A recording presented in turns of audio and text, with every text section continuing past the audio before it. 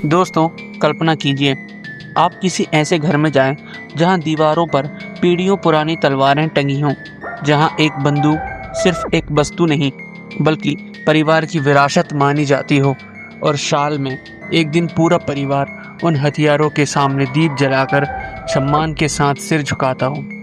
पहली नज़र में ये सब अजीब लग सकता है, लेकिन आखिर कोई हथियारों की पूजा क्यों करेगा और कैसे इस अनोखी परंपरा ने सदियों तक पूरे एक समुदाय की पहचान को जीवित रखा है। भारत के दक्षिण में कर्नाटक की धुंध से ढकी पहाड़ियों के बीच रहने वाले कोडावा समुदाय की इस कहानी सिर्फ हथियारों की नहीं बल्कि सम्मान, विरासत और अपनी जड़ों से जुड़े रहने की कहानी है। कोडागु, बादलों में छिपी एक दुनिया। कर्नाटक का कोडागु जिला, जिसे ज्यादातर लोग कुर्ग के नाम से जानते हैं, भारत की सबसे खूबसूरत जगहों में गिना जाता है। चारों तरफ कॉफी के बागान, ऊंची ऊंची पहाड़ियां, घने जंगल और सुबह की धुंध। यहाँ का दृश्य किसी फिल्म जैसा लगता है, लेकिन इन पहाड़ियों के बीच सदियों से एक ऐसी संस्कृति जीवित है जिसने समय के साथ खुद को खोने नहीं दिया। यहीं रहते हैं कोडावा लोग, एक ऐसा समुदाय जिसकी पहचान पूरे भारत में अलग मानी जाती है।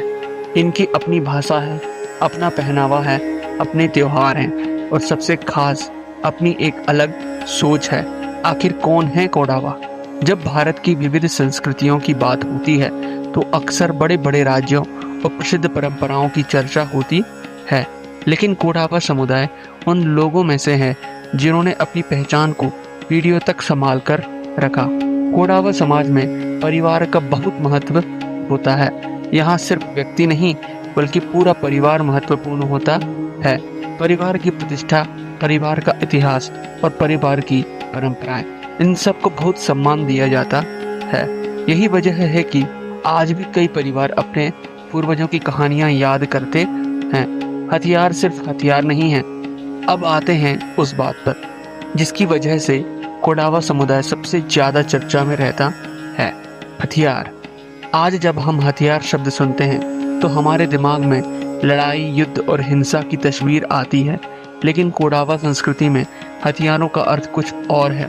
यहाँ हथियारों को साहस का प्रतीक माना जाता है, सम्मान का प्रतीक माना जाता है और सबसे महत्वपूर्ण विरासत का प्रतीक माना जाता है। कई परिवारों में आज भी पुरानी तलवारें संभाल कर रखी जाती हैं। कुछ हथियार पीढ़ी दर पीढ़ी आगे बढ़ते हैं। जैसे किसी परिवार में कोई पुरानी धरोहर सुरक्षित रखी जाती है, वैसे ही यहाँ हथियारों को भी इतिहास का हिस्सा माना जाता है। कैलपोत, जब हथियारों का सम्मान किया जाता है। कोडावा समुदाय का एक महत्वपूर्ण त्योहार है कैलपोत। यही वह पर्व है जिसने सबसे ज्यादा लोगों का ध्यान आकर्षित किया है। इस दिन लोग अपने पारंपरिक हथियारों को साफ करते हैं, उन्हें सजाते हैं और सम्मान के साथ उनकी पूजा करते हैं। लेकिन यहाँ एक बात समझना बहुत जरूरी है, यह पूजा किसी युद्ध या हिंसा का उत्सव नहीं है, बल्कि यह उस विरासत को याद करने का तरीका है जिसने उनके पूर्वजों की पहचान बनाई। यह साहस को सम्मान देने का दिन है, यह अनुशासन को याद करने का दिन है और यह अपनी जड़ों को नहीं भूलने का दिन है। यही कारण है कि कैलपोत आज भी कोडावा संस्कृति का एक महत्वपूर्ण हिस्सा है। एन मैन, जहाँ पूर्वज आज भी जीवित हैं। अगर कोडावा संस्कृति को समझना है तो एन मैन को समझना होगा। एन मैन यानी संस्कृति, पैतृक घर। लेकिन यह सिर्फ घर नहीं होते, ये पूरे परिवार का इतिहास होते हैं। यही परिवार के बड़े आयोजन होते हैं। इतिहास में कोडावा लोगों को बहादुर और अनुशासित माना गया। पहाड़ी इलाकों में जीवन आसान नहीं था। घने जंगल, कठिन रास्ते और कई चुनौतियां, इन सब ने उन्हें मजबूत बनाया। धीरे धीरे उनकी पहचान एक साहसी समुदाय के रूप में बनने लगी। यही कारण है कि बाद में समय में भी इस समुदाय के कई लोग सेना और सुरक्षा सेवाओं से जुड़े। उनके लिए देश सेवा सिर्फ नौकरी नहीं बल्कि सम्मान की बात मानी गई। भारत सेना से गहरा संबंध। जब भारत के सैन्य इतिहास की बात होती है तो कोडावा समुदाय का नाम भी सम्मान के साथ लिया जाता है। इस छोटे से समुदाय ने देश को कई सैनिक और अधिकारी दिए हैं। यह बात केवल संयोग नहीं है बल्कि उस संस्कृति का परिणाम है जहां अनुशासन, साहस और जिम्मेदारी को महत्व दिया जाता है। कई युवा आज भी सेना में जाना गर्व की बात मानते हैं और शायद यही वजह है कि उनकी पहचान आज भी मजबूत बनी हुई है। आधुनिक दुनिया और बदलती संस्कृति। लेकिन समय बदल रहा है, नई पीढ़ी शहरों की ओर जा रही है, कई नौकरियां चुन रही हैं और जीवन शैली अपना रही हैं। मोबाइल और इंटरनेट ने दुनिया को बदल दिया है। कोडावा समाज भी इससे अछूता नहीं है।